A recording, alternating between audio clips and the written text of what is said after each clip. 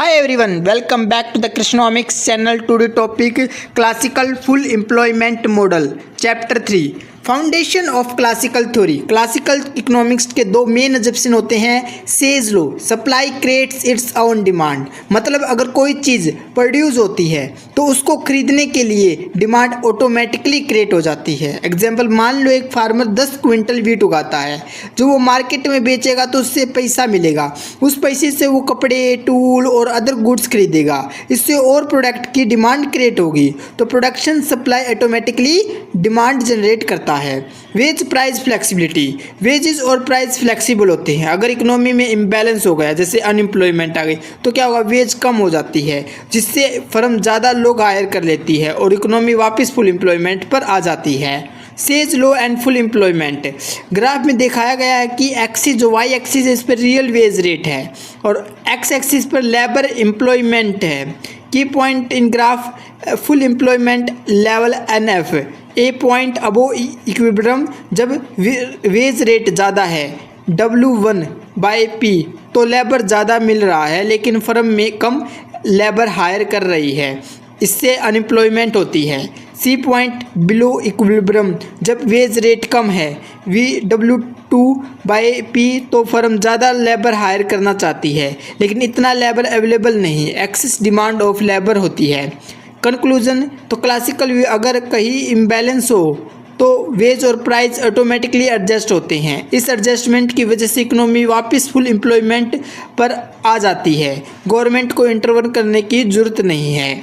तो one line में कहे तो क्लासिकल थ्योरी कहती है कि मार्केट फोर्स जैसे वेज और प्राइस ऑटोमेटिकली इकोनॉमी को फुल एम्प्लॉयमेंट पे ले आते हैं। सेज लो और वेज प्राइस फ्लेक्सिबिलिटी का मेन रोल देखने को मिलता है। लेबर मार्केट इक्विलिब्रियम, रोजगार बाजार का संतुलन, तो क्या कंसेप्ट है, फर्म तब तक वर्कर को हायर करती है जब तक उनका marginal product of labour MPL बराबर नहीं होता, रियल वेज हो जाता है। जैसे कि एक्सप्लेनेशन से भी समझ सकते हैं, लेबर डिमांड फर्म के लिए उतना होता है जितना काम एक एक्स्ट्रा वर्कर का सकता है। लेबर सप्लाई लोगों के लिए होता है, अगर रियल वेज असली कमाई ज़्यादा मिलती है तो लोग ज़्यादा काम करने को तैयार होते हैं। एग्जाम्पल, मान लो एक फैक्ट्री में वर्कर एक यूनिट माल बनाता है जिसका दाम 100 है, अगर फैक्ट्री उस वर्कर को 100 दे रही है तो फर्म का प्रॉफिट 0 है, यही इक्विलिब्रियम है। अगर वह वेज 80 हो जाए तो फर्म प्रॉफिट करेगी और ज़्यादा लोग हायर करेगी। अगर वेज 120 हो तो फर्म लोग लॉस करेगी और लोगों को हटा देगी। तो कंक्लूजन निकाल सकते हैं, जब MPL बराबर रियल वेज होता है तब ही लेबर मार्केट में फुल एम्प्लॉयमेंट आता है। Self creation in the economy, तो क्या कंसेप्ट है, क्लासिकल इकोनॉमिस्ट कहते हैं कि अगर डिमांड कम हो जाए तो इकोनॉमी अपने आप एडजस्ट कर लेती है। जैसे कि स्टेप्स हैं, डिमांड डिक्लाइन, एग्रीगेट डिमांड गिरती है, प्राइस और वेजेस भी गिरते हैं। मार्केट एडजस्टमेंट, फर्म सस्ती वेज पर फिर से वर्कर हायर करती है। फुल एम्प्लॉयमेंट सिस्टम अपने आप फुल एम्प्लॉयमेंट पर लौट आता है। तो क्या एग्जांपल, जैसे कि अगर रिसेशन आ गया और लोग सामान कम खरीद रहे हैं तो फर्म प्राइस और वेज दोनों कम देते हैं। वेज कम होने से फर्म फिर से लोगों को जॉब देने लगती है और धीरे धीरे इकोनॉमी सुधर जाती है। तो निष्कर्ष क्या निकाल सकते हैं इसका, क्लासिकल मॉडल के मुताबिक गवर्नमेंट इंटरवेंशन की जरूरत नहीं होती, मार्केट खुद को एडजस्ट कर लेता है। Saving, investment and interest rate, तो क्या कंसेप्ट, सेविंग इनकम का वो हिस्सा जो खर्च नहीं होता, इन्वेस्टमेंट इकोनॉमी में पैसा लगाना जैसे मशीन खरीदना, इंटरेस्ट रेट दोनों को का बैलेंस करता है। एक्सप्लेनेशन, अगर सेविंग ज़्यादा है और इन्वेस्टमेंट कम तो इंटरेस्ट रेट गिरता है, लोग ज़्यादा इन्वेस्ट करते हैं, अगर इन्वेस्टमेंट ज़्यादा है और सेविंग कम तो इंटरेस्ट रेट बढ़ती है, लोग ज़्यादा सेव करते हैं। जैसे कि ग्राफ में भी दिखाया गया है, पॉइंट E पे इंटरेस्ट रेट इतना है कि सेविंग इक्वल टू इन्वेस्टमेंट, अगर इन्वेस्टमेंट रेट I2 हो जाए तो सेविंग ज़्यादा हो जाती है पर इन्वेस्टमेंट कम, इम्बैलेंस है। इन्वेस्टमेंट रेट I1 हो जाए तो इन्वेस्टमेंट ज़्यादा हो जाती है, सेविंग कम तो इम्बैलेंस है। तो कंक्लूजन निकाल सकते हैं कि क्लासिकल थ्योरी कहती है कि interest rate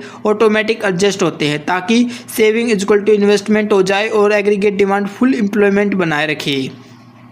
money, price and inflation, quantity theory of money, यह क्या थ्योरी कहती है, कहती है कि अगर मनी सप्लाई पैसे का अमाउंट बढ़ जाए तो प्राइस भी उतनी ही प्रोपोर्शन में बढ़ेगा। फॉर्मूला है MV=PY। तो M मतलब मनी सप्लाई, V मतलब वोलेटिलिटी ऑफ मनी में कितना बार पैसा सर्कुलेट हुआ है, P price level, Y output मतलब जो मनी सप्लाई का जो सर्कुलेशन है उससे क्या प्राइस और आउटपुट पे चेंज पड़ रहा है, उस जितना हो रहा है वो उसी के बराबर होगा, अर्थात MV=MPY होगा। एजप्शन इसमें ये भी ली गई है कि V जो हमारे पास सर्कुलेट है मनी का और Y जो हमारे पास आउटपुट है वो कांस्टेंट होता है, उसमें कोई चेंज नहीं होगा। अगर मार्केट में 100 से सामान बिक रहा है और गवर्नमेंट मनी सप्लाई डबल कर देती है 200, तो प्राइस भी अप्रोक्स डबल हो जाएगा 200। रियल आउटपुट या रियल जीडीपी पे कोई फर्क नहीं पड़ता। क्लासिकल एग्रीगेट सप्लाई करो, तो क्लासिकल इकोनॉमिस्ट के according aggregate supply perfectly inelastic होती है, एक वर्टिकल लाइन होती है। इसका मतलब है कि आउटपुट फिक्स्ड होता है, प्राइस लेवल बढ़ने से आउटपुट नहीं बढ़ेगा। तो डायग्राम में भी देख सकते हैं कि AS लाइन वर्टिकल है, price level P1 P2 P3 बढ़ता है पर आउटपुट हमेशा YF ही रहता है। एग्जाम्पल सोचो, फैक्ट्री फुल कैपेसिटी पे काम कर रही है, अगर डिमांड बढ़े और प्राइस इंक्रीज हो जाए तो भी फैक्ट्री ज़्यादा आउटपुट प्रोड्यूस नहीं कर पाएगी, आउटपुट YF पर ही रहेगा। Keynesian critics and conclusion. John May and Keynes ने क्लासिकल थ्योरी को चैलेंज किया, उसका कुछ मेन पॉइंट है।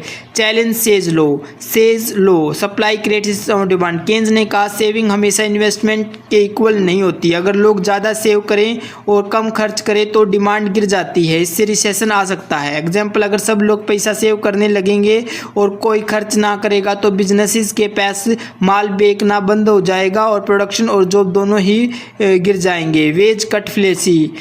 क्लासिकल सोचती थी अगर अनएम्प्लॉयमेंट हो तो वेज कट करो, लोग कम पैसों में काम करेंगे। केन्स ने कहा अगर सबकी सैलरी कम हो जाएगी तो लोग काम खर्च करेंगे और एग्रीगेट डिमांड और गिर जाएगी और ज़्यादा अनएम्प्लॉयमेंट हो जाएगा। एग्जाम्पल सोचो कि एक कंपनी 100 लोगों की सैलरी 20% कट कर देती है तो वो लोग शॉपिंग कम करेंगे, मार्केट में डिमांड और गिर जाएगी और लोग नए हायर भी नहीं होंगे। स्टिकी वेज जल्दी नीचे नहीं आती, डाउनवर्ड फ्लेक्सिबल नहीं होते। केन्स कहते हैं कि जब डिमांड गिरती है और फर्म प्रोडक्शन कम करती है तो वो लोगों को निकाल देती है पर सैलरी कम नहीं करती, इससे अनएम्प्लॉयमेंट बढ़ता है।